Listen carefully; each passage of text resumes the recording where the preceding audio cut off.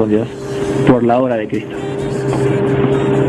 A menudo se acusa a Pablo de ser un crítico de las mujeres y colocarla en una posición muy inferior, pero esto no es verdad.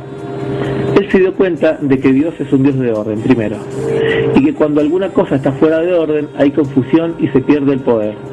En ninguna parte Pablo enseña que las mujeres sean inferiores que los hombres ante los ojos de Dios, sino más bien Dios ha asentado un principio de autoridad, no de dictadura, que hace que Cristo la cabeza de los hombres, el hombre la cabeza de la mujer, pero esto está en relación solamente a la relación del matrimonio.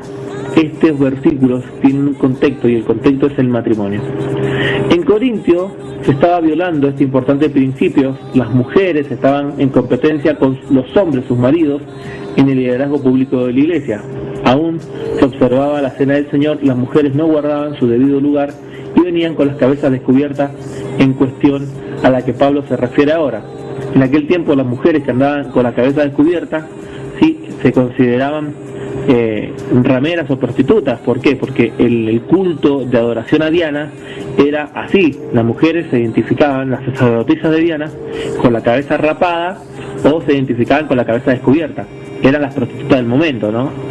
Hoy eso no es aplicable. Todas las mujeres tendrían que caer en la calle con un velo, pero no es así. Hoy, ¿cómo se identifica por ahí la prostituta que nos enseña la sociedad? ¿Cuál es? Una mujer de vestidito muy corto, poquita ropa y una carterita de color blanco y zapatitos, ¿cierto? Generalmente están de noche. Si cualquier mujer en pleno día se viste con ese índice igual, en esa característica, uno dice, es una prostituta, ¿no? No está discriminando un estilo de ropa, sino que si ya se identifica por un estilo. En aquel tiempo las mujeres que andaban con la cabeza descubierta eran las prostitutas, las sacerdotisas de Diana. ¿Cómo era el culto a Diana? Solamente habían hombres, las sacerdotisas se acostaban con todas y ese era el culto que se le daba a Diana. Esa era la reunión que se hacía, ¿no? Tengamos presente que Corinto era una sociedad totalmente inmoral. Estas sacerdotisas eran esas prácticas, entonces no se consideraban que una mujer se pareciese a las del mundo, se pareciese a esas que eran las prostitutas. En Número capítulo 5 versículos 11 y 31, de modo que Pablo advierte que las mujeres de la iglesia no perdían su testimonio al adorar en público sin llevar velo sobre su cabeza. El velo era una muestra de subordinación al Señor, a sus esposos, en recomendación al principio de autoridad. Versículos que están bajo el tema del matrimonio, hombre y mujer. Los judíos ortodoxos de hoy en día llevan a sus cultos y las sinagogas un sombrerito de oración, pero esta es una práctica pública que Pablo prohíbe en la iglesia local. Cristo es la cabeza del hombre, de modo que el hombre lleva un sombrero de adoración, deshonra su cabeza. O sea, si el hombre se colocaba algo en la cabeza, de acuerdo a la enseñanza de Pablo, estaba deshonrando su cabeza. Hoy los judíos hacen eso, entonces vemos que los usos y costumbres cambiaron. Pablo está enfocando esto bajo un uso y costumbre de aquel tiempo. Hoy los mismos judíos llevan la kipá, ¿no es cierto? Que eso que son los judíos. Esto bajo el contexto de Pablo, en el tiempo de Pablo, era considerado una ofensa.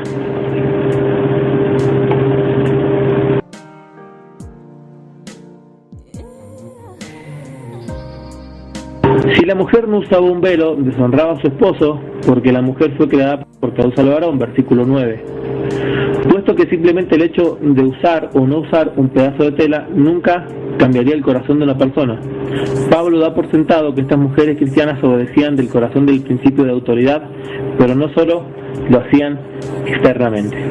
Y vuelvo a decir, esto es para el caso de mujeres casadas y maridos, no se aplica a mujeres solteras. Pablo da varias razones por cuales las mujeres deben darse el lugar en la iglesia. Primero, mostrar honor a sus... Primer punto, dar honor a sus esposos. Segundo punto, honrar a Cristo y a la iglesia. Tercero, concuerda con el mismo plan de la creación, de que Dios creó a la mujer y para el hombre. Los ángeles observan nuestra adoración, saben lo que hacemos. Versículo 10. La misma naturaleza de la mujer del cabello largo y el hombre del cabello corto, enseñando hacia la subordinación. Esta es la práctica de todas las iglesias, versículo 16. ¿Cómo se aplica a nosotros en cuestión de usar los sombreros, de llevar el cabello corto en el caso de la mujer? Aunque no tenemos la misma circunstancia que Pablo tenía en relación a Corintios, debemos admitir que una persona fuera de lugar siempre es un estorbo en la obra de Dios. Debe haber modestia en la iglesia local, tanto con un vestido como estas acciones. No debemos conformarnos al mundo para no perder nuestro testimonio. Es muy simple. Si usted se fuera a lugares como Pakistán o lugares como los pueblos islámicos, usted como mujer debería simplemente usar un aparato que te cubre el rostro o un velo que le cubra todo el rostro, porque son las normas. Entonces, si uno quiere ir a evangelizar esos lugares, tiene que adaptarse a las normas del lugar, ¿no es cierto? Eso está claro. Es como entrar acá a Chile. Acá en Chile hubo países donde se maneja por la izquierda y otros se maneja por la derecha. Pero dice, no, yo manejo por la derecha. Bueno, pero allá las ordenanzas son diferentes. Usted tiene que manejar por la izquierda. Es sencillo el tema. Alguno dirá, no, yo manejo por la derecha, es más santo. El otro dice, no, yo manejo por la izquierda, esta es la manera santa. Ni una ni la otra cosa es la santidad. La santidad son otros aspectos. El velo o no el velo no hacían la santidad o no están en referente a la santidad de la mujer.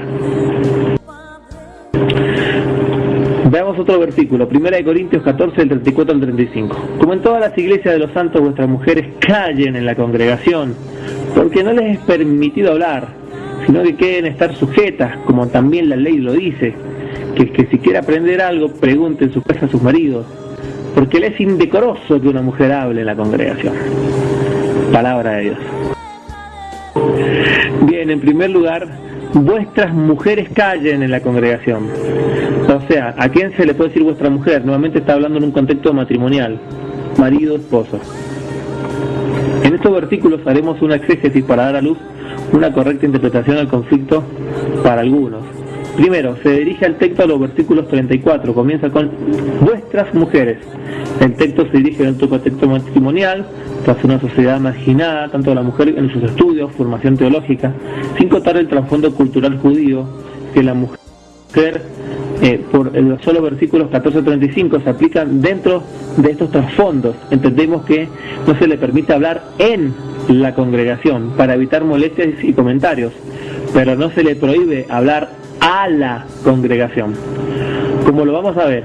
Pero toda mujer que ora o profetiza con la cabeza descubierta deshonra su cabeza, porque no le es lo mismo que si se hubiese rapado. 1 Corintios 11:5. Vemos en estos versículos que la mujer no tan solo se permite hablar, sino profetizar en la congregación y a la congregación. En la concordancia de esto tenemos por ahí lo que nos enseña Hechos. En los postreros días, dice Dios, derramaré de mi espíritu sobre toda carne, vuestros hijos y vuestras hijas, hombre y mujer. Vuestros jóvenes verán visiones, vuestros ancianos soñarán sueños. De cierto, sobre mis siervos y sobre mis siervas en aquellos días derramaré de mi espíritu y profetizarán. Entonces, los dones del Espíritu Santo, los ministerios del Espíritu Santo están declarados para hombres y mujeres. Hechos de los Apóstoles, capítulo 2, 17 al 18. También podemos ver Hechos de los Apóstoles 21, del 9. Y también estaba ya Ana, profetisa, hija de Samuel, de la tribu de Aser, de edad muy avanzada. Había vivido con su marido 7 años desde su virginidad y era viuda hace 84 años. Y no se apartaba del templo, sirviendo de noche y de día con ayunos y oraciones. Estaba presentando las mismas horas de gracia a Dios y alababa al niño y todo lo que le esperaban en redención en Jerusalén. Lucas capítulo 2, 36 al 38. Está claro que la mujer sí puede servir dentro y fuera del templo, y sobre todo en la iglesia. En 1 Corintios 14, 3 y 4 hay muchas otras cuestiones doctrinales que podemos aclarar, el tema del velo, que es lo que recién le enseñaba, y otras cosas más. No les es permitido enseñar ni ejercer dominio sobre el hombre, sino estar en silencio. La mujer aprende en silencio, con toda sujeción. No le permito a la mujer enseñar ni ejercer dominios sobre el hombre, sino estar en silencio. Después Adán fue tomado primero y después Eva, y Adán fue engañado. Si no, la mujer, siendo engañada, incurrió en transgresión, pero se salvará engendrando hijos, si permanece en fe y amor santificación con modestia. 1 Timoteo capítulos 2 versículos 11 y 15. El contexto de Timoteo es un contexto judío, punto número 1. La traducción engendrando hijo, otra posible traducción, si cumple sus deberes como madre. Se asiste el valor de la maternidad contra los que afirman el matrimonio y la maternidad eran malos. Vamos a ver algunos temas importantes con respecto a estos versículos de Timoteo. En primer lugar, cuando dice no le permito a la mujer enseñar ni ejercer dominio sobre el hombre, se está refiriendo a que los judíos, una mujer que tuviese autoridad sobre un judío, era totalmente deshonroso para aquellos tiempos. Ese era el pensamiento, ¿sí? Pero si vamos a la Torá, vamos a la Tanaj, no se habla absolutamente nada de esto en la ley. Entonces, ¿de dónde viene este principio? Uno se pregunta, ¿de dónde viene esta idea? Esta idea viene del uso y costumbre de que la mujer es algo inferior, que la mujer es algo sumamente bajo, que la mujer no tiene los mismos derechos que el hombre. Estos versículos están introducidos a judíos. Timoteo es aquel que estaba encargado, ¿no es cierto?, como supervisor de una de las congregaciones judías, judíos cristianas. Entonces, no tan solo a Timoteo le pide esto, sino que a Timoteo también se le pide en otro versículo que se circuncide, porque para el judío era todo un dilema dejar la circuncisión, fue mucho problema, Pablo gastó mucha energía peleando contra esto. Entonces entendamos, fue un proceso, este proceso es un proceso de cambio. También se hablaba del tema que empezamos en esta charla. ¿Cuál fue el tema? La esclavitud. La esclavitud en aquel tiempo no se veía malo, pero hoy las cosas han cambiado. Hoy el cumplimiento de Gálatas, más que un versículo bonito, es una profecía que se está cumpliendo todos los días. La mujer está cubriendo su parte, el hombre está siendo libre, y entendemos que no hay diferencia con ninguno, ni entre griego, ni judío, ni esclavo, ni libre. Entonces, el versículo central es que Dios sigue siendo el mismo. Para Dios es exactamente igual el hombre y la mujer.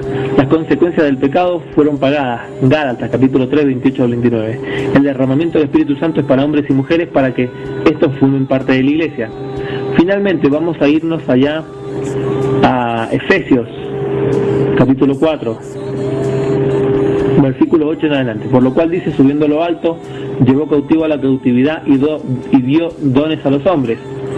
Acá la palabra hombre no se refiere al sexo masculino, se refiere al hombre como el género. La palabra para hombre es andropos, que se refiere al hombre, al ser humano en general. Porque cuando se refiere al hombre y la mujer, se usa palabras como la que recién estábamos leyendo, ¿no? Se traduce como no les permitido, ¿sí?, a la mujer que enseñe, ¿dónde está el versículo? Y que se dominio sobre el hombre. Acá hay una comparación, el mismo contexto en el sentido natural, pero la palabra hombre está en base a una palabra que identifica un sexo, ¿no es cierto? El mismo contexto nos enseña. La otra palabra no se aplica como la palabra varón. Esto está en 1 Timoteo 2, 11 al 15. Dame un segundo.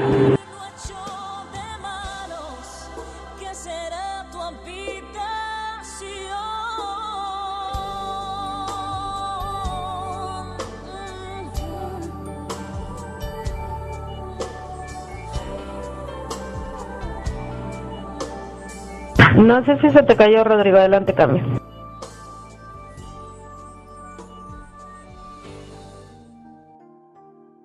Bueno, en Timoteo la palabra para hombre, ¿sí?, es la palabra aner, no andropos. Andropos es el género humano, aner es el hombre en el sexo masculino.